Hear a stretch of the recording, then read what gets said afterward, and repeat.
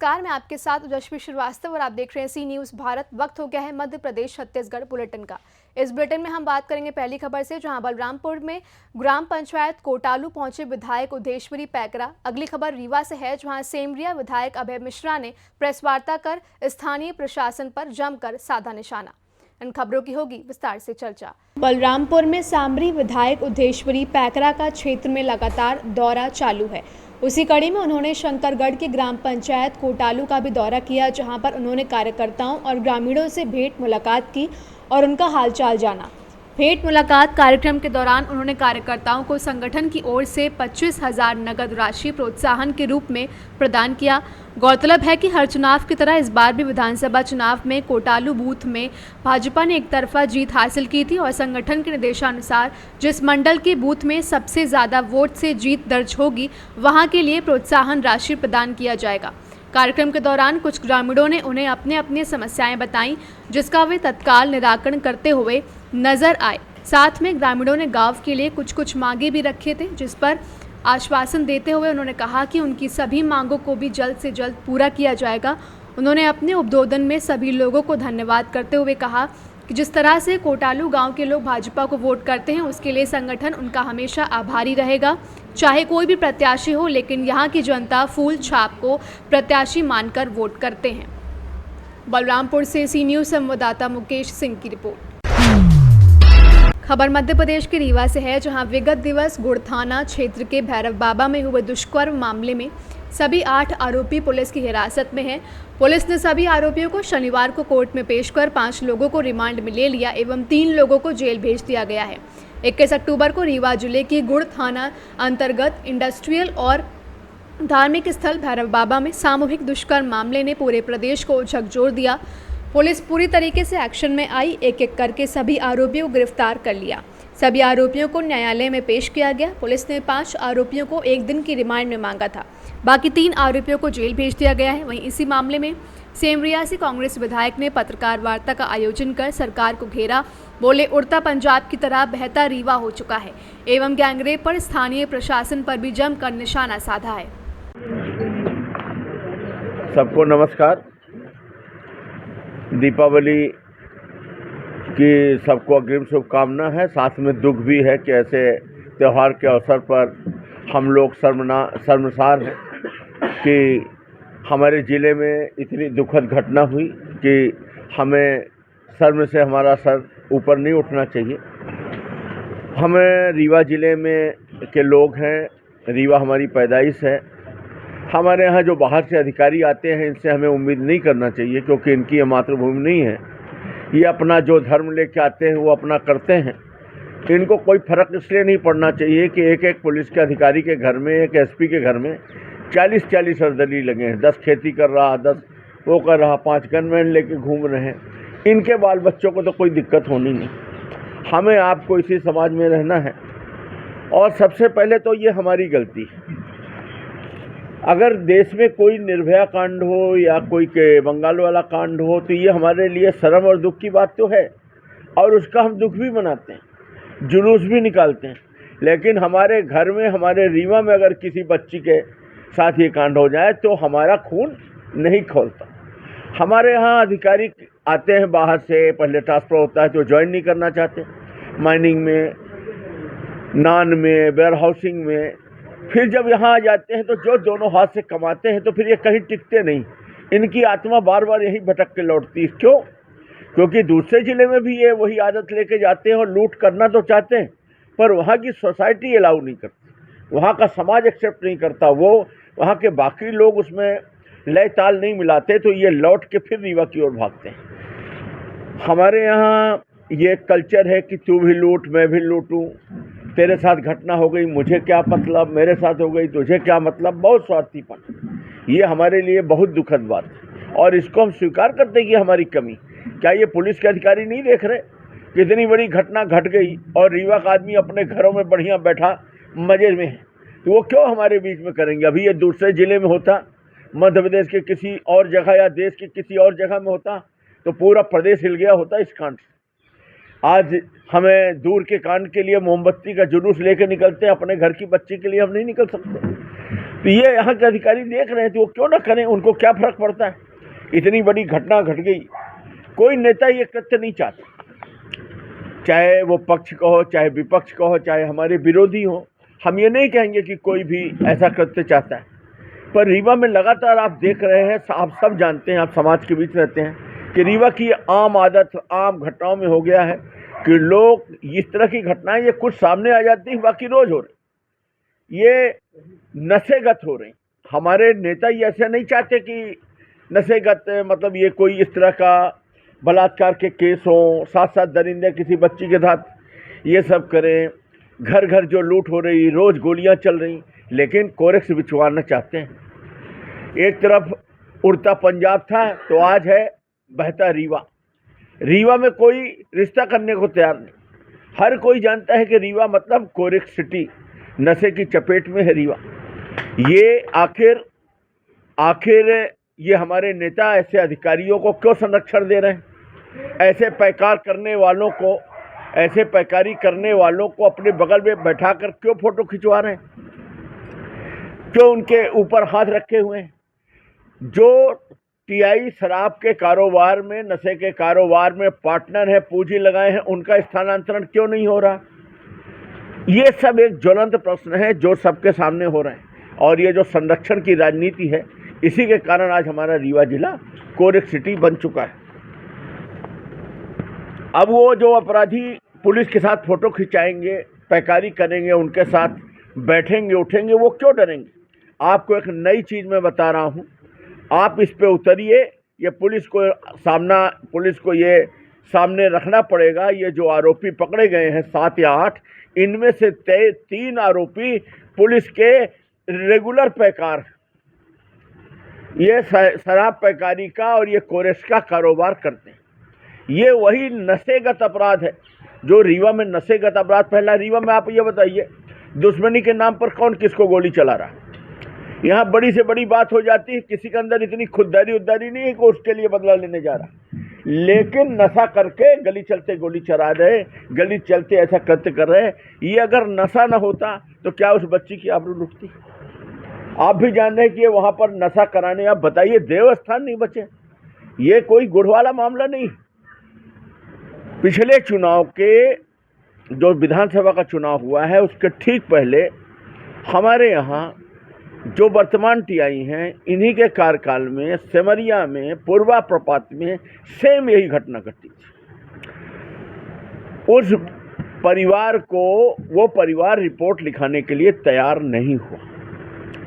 हम सब कुछ जानते हैं, लेकिन हम उसका, एक तो उसकी इज्जत क्यों खराब हो, दूसरा बात पुरानी हो गई, तीसरा वो मना कर देगा तो क्या रह जाएगा। लेकिन ये बात पुलिस को भी मालूम थी, पुलिस तक ये बात थी। हमने लिख कर दिया है, नया परसीमन हुआ, हमने इस शर्त पे उसमें दस्तखत भी किया, कई लेटर लिख के दिए कि हमारे यहाँ पूर्वा प्रपात और बसावन मामा में इस तरह की घटना होती हैं। अभी 2 महीना पहले बसावन मामा में घटना हुई, महिला वो रिपोर्ट कराने गई, टीआई ने समझौता करा दिया। अधिकारी के पास गई तो वो उससे अश्लील बातें कर रहे थे। आपको पता है यहाँ क्या क्या होता है? ये इतना जलता हुआ रीवा है और यहाँ की पुलिस तो शर्मसार कर देने वाली। अब यहाँ पर हमारे यहाँ एसडीएम सिन्हा, एक कलेक्टर महोदय ने उसको अकेले नहीं भेजा, विथ पीए भेजा। वो एक नाम है ना, अभय नाम का, जो यहाँ भी पूरा सिरमौर सिमरिया चीख मारे है। वो अंदर बैठ जाएंगे, बाहर वो उसको दलाली के रूप में छोड़ देंगे, वो कलेक्शन एजेंट बन के कलेक्शन करेगा। यहाँ पर चाहे शराब का कारोबार हो, चाहे माइनिंग का कारोबार हो, चाहे खाद्यान्न खरीदी का मामला हो, पूरे अधिकारी सोच रहे हैं कि हम भी इस कुएं में भाग गुलिए, 2 लीटर हम भी भरें, और ये चलता रहे। ये तो सब आपके सामने है। अब आप देखिए, 21 अक्टूबर को घटना घटती, वो परिवार दहशत में और सदमे में रहता है। 22 तारीख को जब उसकी तबीयत बिगड़ती है, उसको डॉक्टर की जरूरत पड़ती है, तब वो बात खुलती है, तब वो पुलिस के पास जाती है। 23 को सीएम साहब की साहिब बंदगी के चलते कि 23 को सीएम साहब आएंगे तो उनकी साहिब बंदगी बहुत आवश्यक, इसलिए 22 को उसको भगा दिया जाता है, वो इधर उधर भटकती रहती है। फिर 23 तारीख के बाद जब साहब चले जाते हैं तो 24 तारीख को उसकी FIR होती है। और आज कितनी तारीख है? आपको लगता है ये एक दिन पहले का मामला है? ऐसा नहीं लगता जैसे सब कुछ ठंडा हो चुका है। भले आरोपी पकड़ लिए गए होते, लेकिन इसके बाद भी पूरा का पूरा जिला जल रहा होता, सब लोगों का खून खौल रहा होता, लोग सड़कों पे होते और कोई जगह होती। आप देखिए, आपको कहीं कुछ ऐसा नज़ारा आ रहा? अब कहाँ गया उल्डोजर बुलडोजर? अब आपके पैकार हैं, आप चलाओ। तो ये स्थिति है। आज सुबह एक फ़ोन आया पिपरवार से, एक चोरी की घटना हुई। एक बच्चे ने फ़ोन किया, एक लड़का है, युवा ही है, बोला हमारे यहाँ चोरी की घटना हुई भैया, पुलिस नहीं कर रही है और हमारी माँ के साथ दुष्कर्म हुआ, चोर कर गए। हमने कहा बेटा, मैंने उसको बुलाया था, हमने कहा रिपोर्ट लिखाओगे? बोला रिपोर्ट तो ना लिखवाई। रोज हो रहा है। तो दूसरी घटना है, इसके पहले लालगांव में हो चुकी है। लालगांव में हो चुकी, कितनी घटनाएं हुई। वो प्रतिभा पांडे वाला केस आप देखिए, यहाँ रोज हो रहा है।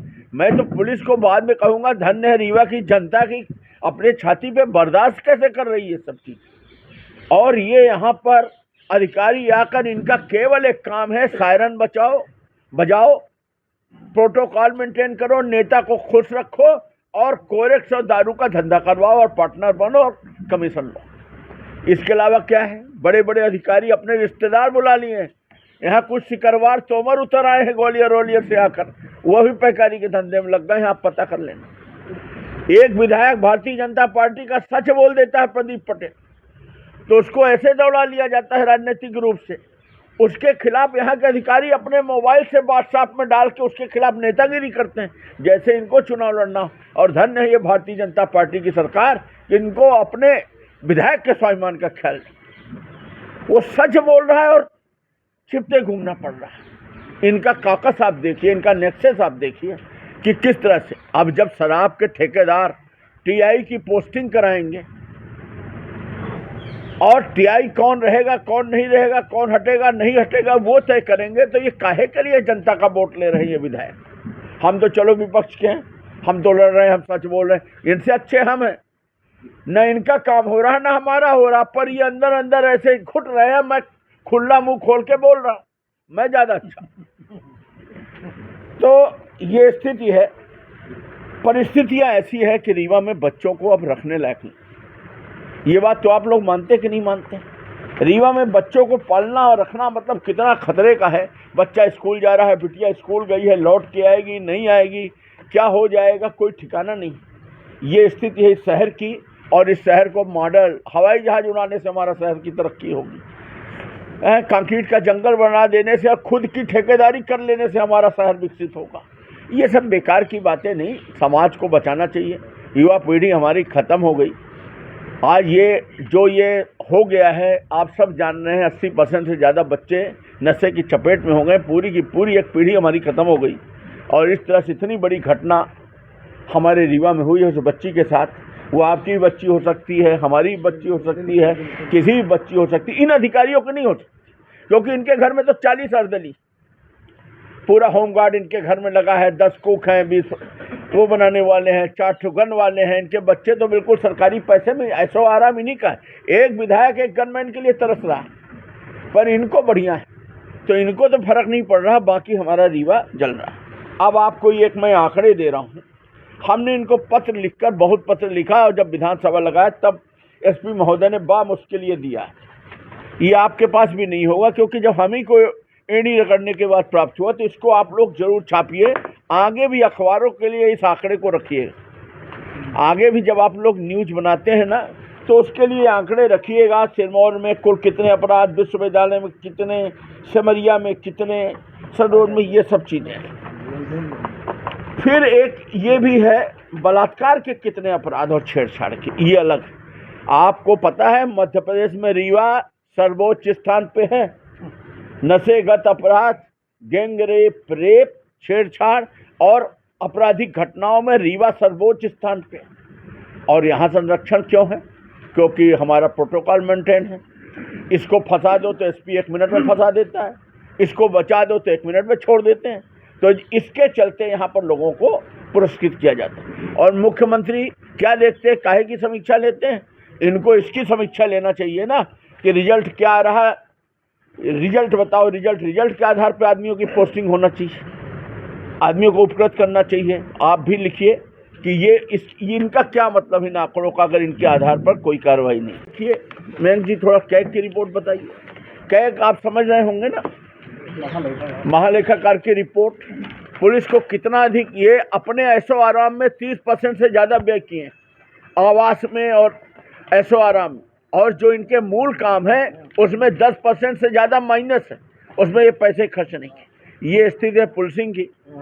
मैं आज उस बच्ची के मामले में मैं अपनी संवेदना प्रकट करता हूं, और मैं इस बात से बहुत दुखी हूं, और मैं धिक्कारता हूं रीवा की पुलिस को, रीवा के प्रशासन को।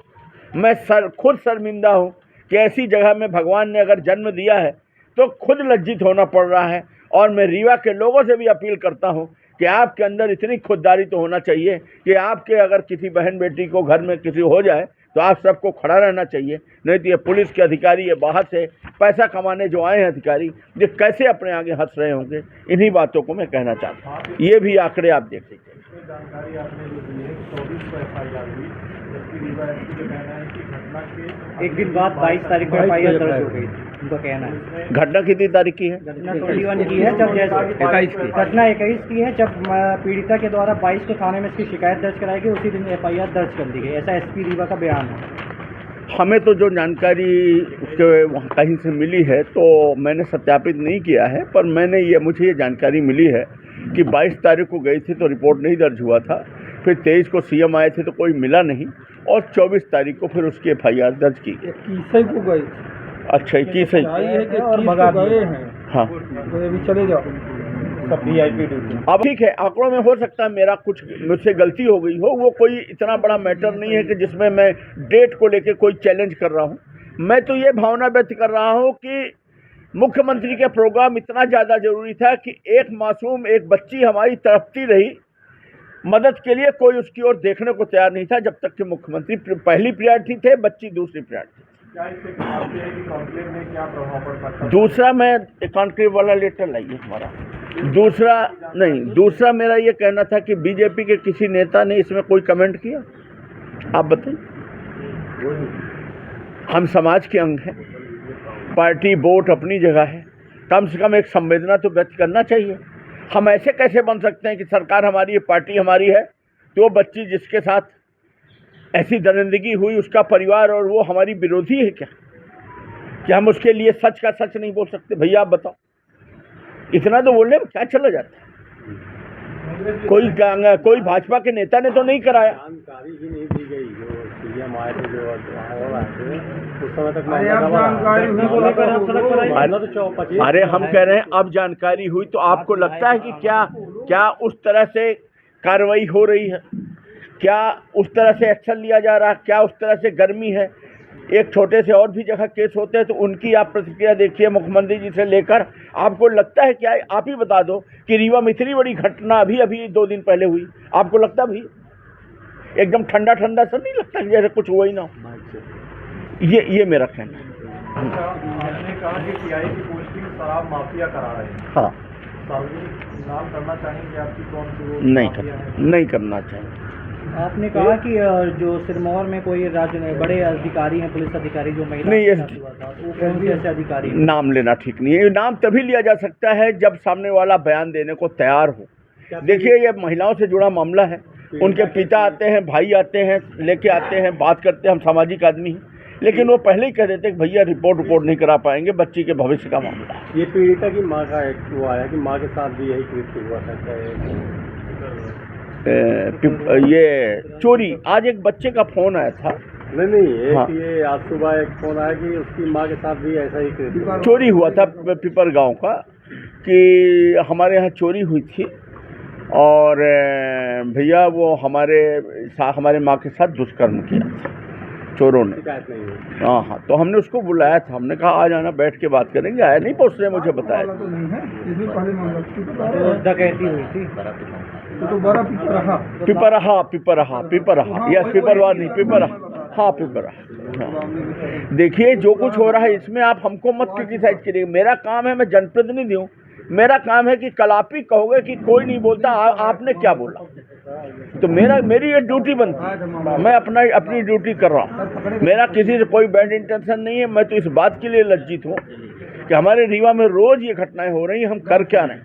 कांग्रेस पार्टी रीवा में इसमें क्रांति आने वाली है, नहीं ऐसा कहा जाता है कि मीट हुई है, हाँ, तो एक औद्योगिक क्रांति आएगी सारे लोग। क्या कहना है आपका? रीवा से सी न्यूज़ संवाददाता अर्जुन की रिपोर्ट। फिलहाल इस मध्य प्रदेश छत्तीसगढ़ बुलेटिन में बस इतना ही। देश दुनिया की तमाम खबरों के लिए आप देखते रहिए सी न्यूज़ भारत।